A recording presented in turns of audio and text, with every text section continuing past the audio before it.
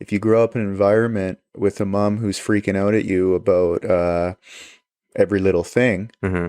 your nervous system's going to be on high alert. Yeah. It's not your destiny to struggle with anxiety your entire life, but in your early 20s, you're going to be an anxious person Oh, because yeah. I'm serious, you had to be on high alert because our relationship with our parents, especially the mom, Hmm. is the most important relationship. It ensures our survival.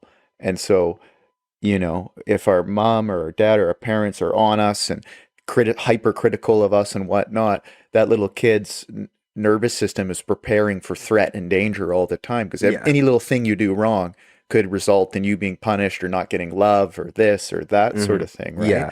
And so the nervous system is learning how safe is the world, and what the world is your home essentially, or the Hmm. environment you grow up in. No lie, like my mom used to like threaten to kick me out of the house like once like every 2 months. Yeah. And I would like to say, self-reflecting on myself as a teenager, I was actually a really good kid. But how do you think it's affected you having a mom like that? Um, I think it's made me really obedient. Give me that water. This one? Oh, good job, bro. See, that's the brilliance of you two. You see how I instantly I didn't even know he was joking at first. I went, "Oh, which one?" Yeah, And I yeah. pointed towards my water bottle. Like it's Uh-huh. that level of pleaserness and obedience that I think I've like mastered. I think, well, I don't think I know. We grow up in a certain childhood environment, and I don't think we really fully appreciate the degree to which we're shaped by our childhood. Mhm. Okay? And we get wounded.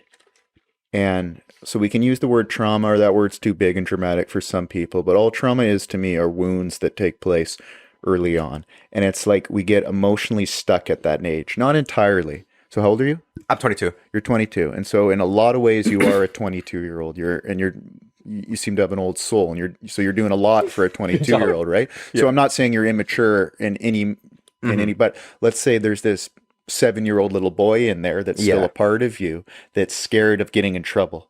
I've done a lot to work on that, but it's obviously like it'll take maybe a lifetime to be okay with somebody disliking me or somebody being mad at me. Yeah. You know what I mean? Yeah.